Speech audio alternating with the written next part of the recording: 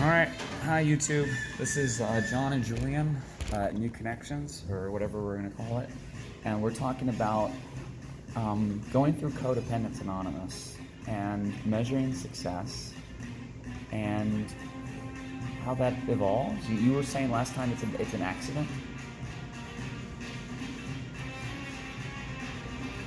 Well, you'd have to interview a lot of people who show up and go through the program. I think the point is, you asked something around like how many of them get a result, right? That they were expecting, or that they came for. Yeah, I don't know. And I answered that, and I still think it's true. 100% of them get the fruits of what they bring to the program. Which might not be what they came for. Well, it's sort of, for. you know, each individual kind of sets their own idea of what success is. Generally, it's just, I want the suffering to stop. I don't know what to do. I am helpless in the face of, and there are any number of kind of initial symptoms. You know, it's like Relationships. Yeah, it's like my wife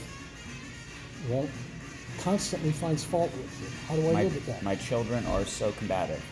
All right, my child is destructive. So each codependent who shows up, they don't know they're codependent. They don't know. They maybe have done some therapy, but it's sort of like random. Thanks a lot. Thanks. In the sense of it's sort of random and unpredictable about what works and when it works. But every one of them who does the work, and the work's not that hard to do, and it's all elective.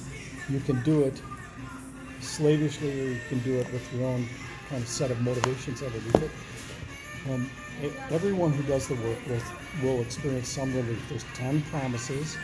If you do the work, you'll see these 10 promises will show up in your life. To varying degrees. Well, some of them are Binary. Yeah, it's sort of like I know a new freedom is one of the promises. And that's binary. You didn't know it before. Yeah, you may not recognize it as valuable. There's something you'll learn something about human freedom, where you are free and where you are. We're much more free than you think. Yeah. We're much more free than once you're alone, once you're happy being alone, once you're really happy on your own, being alone with yourself and happy with the thoughts in your head and the thoughts that you have of other people, you're happy with those thoughts. Once you're happy with the own thoughts you have of other people when you're alone, then you can be happy with thoughts you have about other people when you're with them. That's too hard for me to follow. In the wheel of awareness, it isn't. In the wheel of awareness, it happens just organically as you do it. The thoughts just spring up. You ask for the thoughts. What's going on? Bring it on. Okay, I have a problem with my mom. Okay, I love my mom.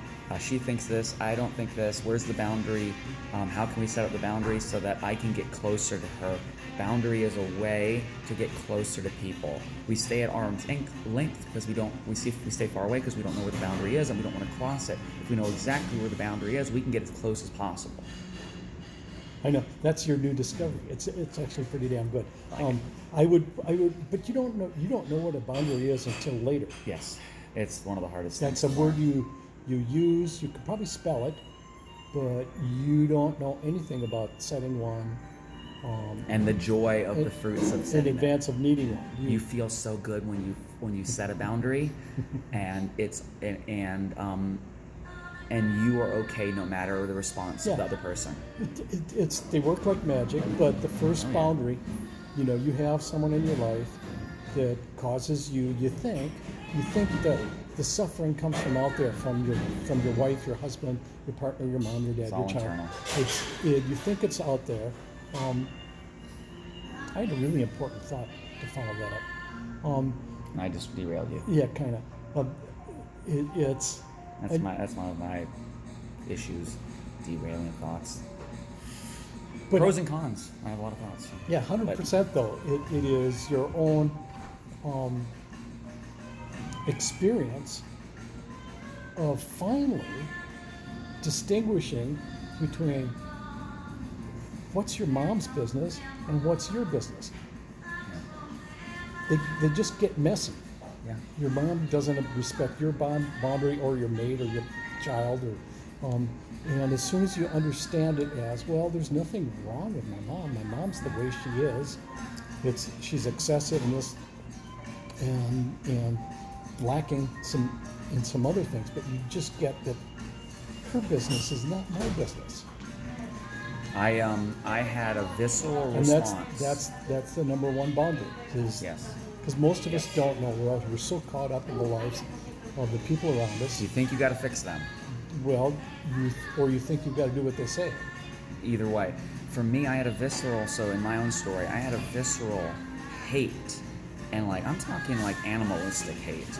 Lower level, whenever somebody said to me, it's none of your business, I was like, I would keep it internal because, I at least have that ability, but internally like, you mean it's none of my business? That's not fair. How am I not, why are you shutting me out? That was the thing that I think was in my head is, why are you shutting me out? I want to be a part of everything.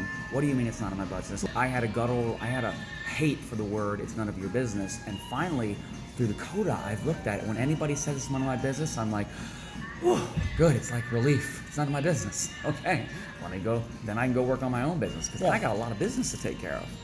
Yeah, and it's really, it couldn't be simpler. You could explain it, and people will get it.